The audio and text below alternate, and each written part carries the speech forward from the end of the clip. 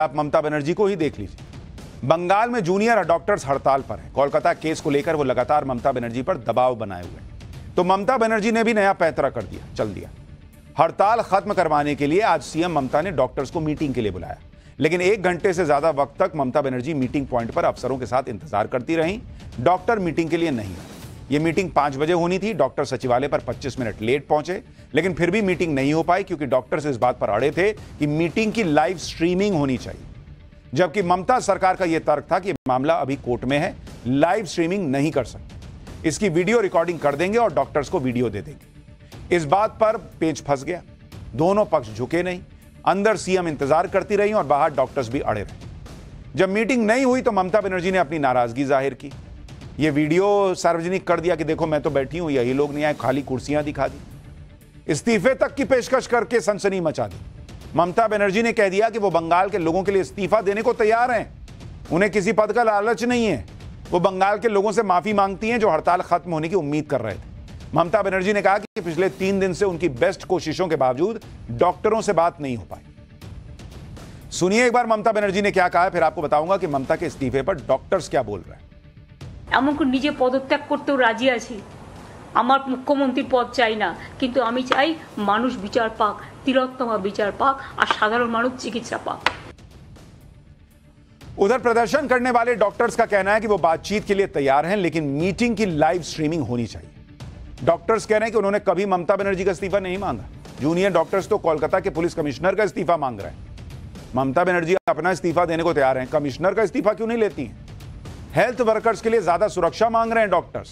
Health विभाग के बड़े अफसरों पर एक्शन की मांग कर रहे हैं। कुल मिलाकर डॉक्टर्स की हड़ताल से ममता बनर्जी जिस प्रेशर में है, उस प्रेशर को हटाने के लिए एक नया राजनीतिक खेल खेल दिया कि मैं तो तैयार हूं, देखो यही लोग जो है बात नहीं कर रहे, मैं तो इस्तीफा दे दूंगी, उसके लिए भी तैयार हूं। तो दे दीजिए इस्तीफा, फिर रुक क्या रही है। लेकिन क्या ममता बनर्जी की यह स्ट्रैटेजी काम आएगी, यह बड़ा सवाल है, क्योंकि डॉक्टर्स तभी मानेंगे जब उन्हें कोलकाता केस में एक्शन होता दिखेगा और यह दिखेगा कि वाकई ममता सरकार इस मामले को लेकर सीरियस है। बॉस, दुनिया के पास सब कुछ हो सकता है, लेकिन भारत जैसा अतरंगी विपक्ष नहीं हो सकता। ऐसा विपक्ष शायद ही कहीं हो जो इकोसिस्टम के भोंपू की मदद से शोर मचा मचाकर मुद्दा बनाने का भरपूर प्रयास करता है, और जब झूठ और भ्रम फैलाता रंगे हाथों पकड़ा जाता है तो कपड़े झाड़ता और आगे बढ़ जाता है कि नहीं हमने क्या, अगला देखेंगे। मतलब गजब ही है बॉस यहां के विपक्ष का। हमारे यहां का विपक्ष ही है जो जब मन करता है ईवीएम हैक बता देता है, जब मन करता है खुद की चुनावी जीत पर जश्न मनाने लगता है कि अरे हमने तो मोदी का घमंड तोड़ दिया, हम 99 पर आ गए, हमने ये कर दिया, हमने वो कर दिया। जब मन करता है विदेश तक में जाकर बोलाता है कि भारत में तो जुडिशरी और लोकतंत्र बचा नहीं है। जब इनके मन मुताबिक फैसला आ जाए तो कहता है कि जुडिशरी जिंदा है, गजब हो गया, देखिए देखिए मोदी सरकार से सवाल होने चाहिए। मतलब अलग लेवल की पॉलिटिक्स है इन लोगों की। और अब विपक्ष का नया ड्रामा चल रहा है प्रधानमंत्री नरेंद्र मोदी की गणेश उत्सव की आरती पर, जो उन्होंने देश के चीफ जस्टिस डीवाई चंद्रचूड़ के घर पर कर दी। इस देश में आप इफ्तार पार्टियां करिए, बड़े बड़े लोगों को बुलाइए, कोई कुछ नहीं कहेगा, उल्टे आपकी तारीफ करेगा कि वाह क्या गजब का सेकुलरिज्म है। लेकिन अगर चीफ जस्टिस ऑफ इंडिया अपने घर में गणपति उत्सव में प्रधानमंत्री को बुला लेते हैं और प्रधानमंत्री वहां गणेश आरती करने चले जाते हैं, अरे बॉस ऐसा हंगामा मचा दिए ये लोग कि जैसे आसमान टूट गया, धरती फट गई, प्रलय आ गई, अब दुनिया नहीं बचेगी। मतलब इतनी हिपोक्रेसी जिसकी कोई सीमा नहीं है। कल रात से इंडी गठबंधन के इकोसिस्टम में आग लगी हुई है, जब से उन्होंने वो वीडियो देखा जिसमें प्रधानमंत्री नरेंद्र मोदी चीफ जस्टिस के घर जा रहे हैं और वहां गणेश आरती कर रहे हैं। उसके बाद जिस तरह की हाय तौबा मची है, उससे तो लग रहा है कि वीडियो देखते ही कई लोग मूर्छित हो गए होंगे। डर लग रहा है कि कुछ को हार्ट अटैक ना आ गया हो। कल रात से लेकर आज पूरा दिन इस इकोसिस्टम का बीपी बढ़ा रहा है। कोई कह रहा है कि पीएम गए क्यों चीफ जस्टिस के घर पे, कोई कह रहा है कि चीफ जस्टिस ने बुलाया क्यों पीएम को। भाई मतलब इशारों इशारों में, कोई खुल के कह रहा है, कोई इशारों इशारों में कह रहा है कि अरे बॉस ये तो जुडिशरी और सरकार के बीच सेटिंग गेटिंग हो गई।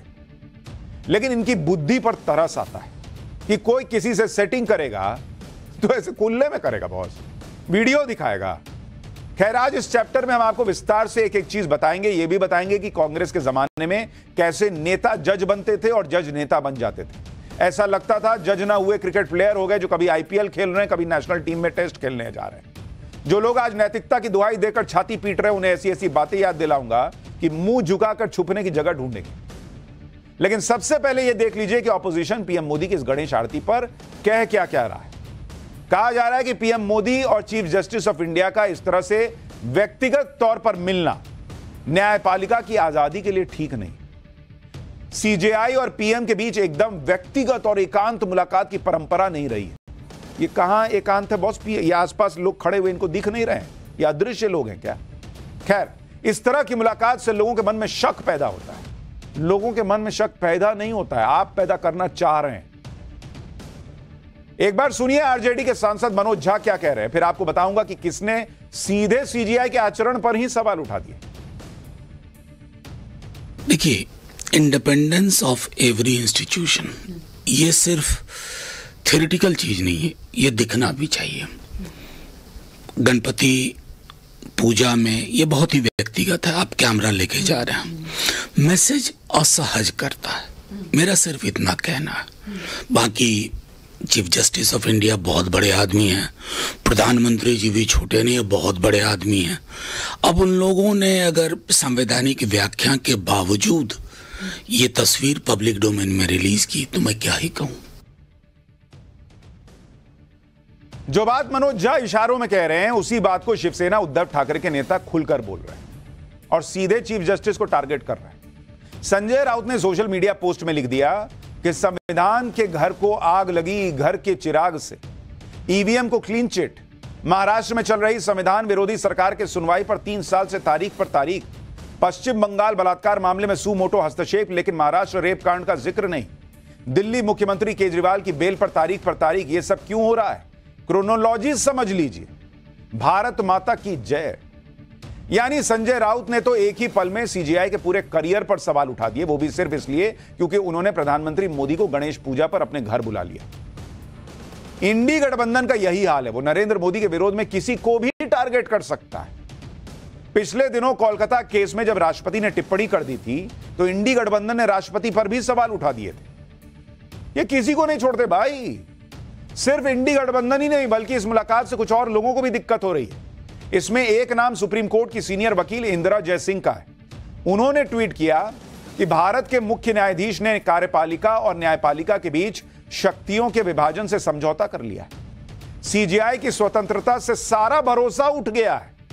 एससीबीए यानी सुप्रीम कोर्ट बार एसोसिएशन को कार्यपालिका से सीजीआई की स्वतंत्रता से सार्वजनिक रूप से किए गए समझौते की निंदा करनी चाहिए।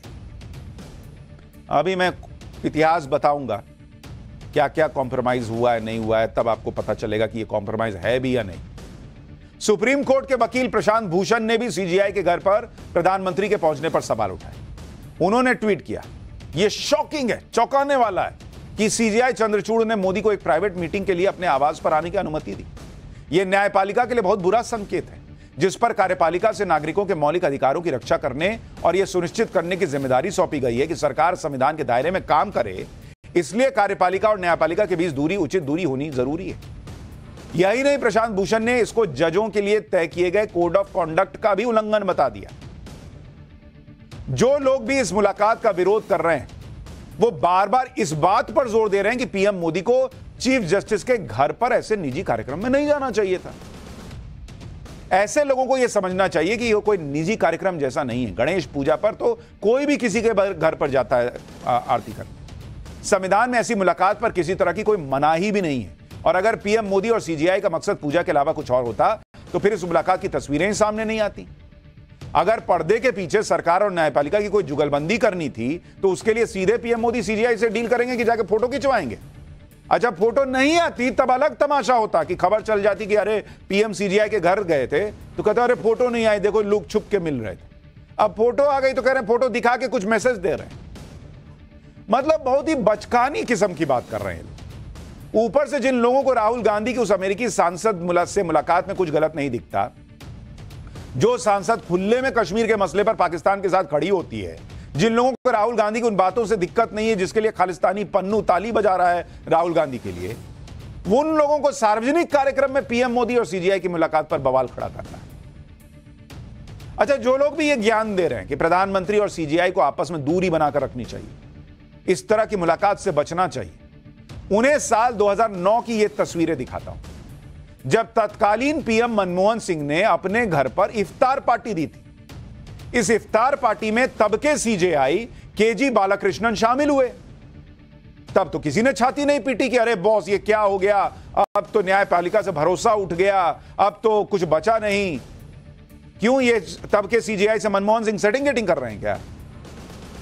तब किसी ने न्यायपालिका की आजादी को खतरे में नहीं बताया, तब कोई प्रधानमंत्री और सीजेआई को मर्यादा नहीं सिखा रहा था। लेकिन अब सारा ज्ञान नरेंद्र मोदी और सीजेआई की मुलाकात पर निकल रहा है। और तब बीजेपी ने भी सवाल नहीं उठाया था कि सीजेआई क्यों गए मनमोहन सिंह के कार्यक्रम में, इफ्तारी पार्टी में।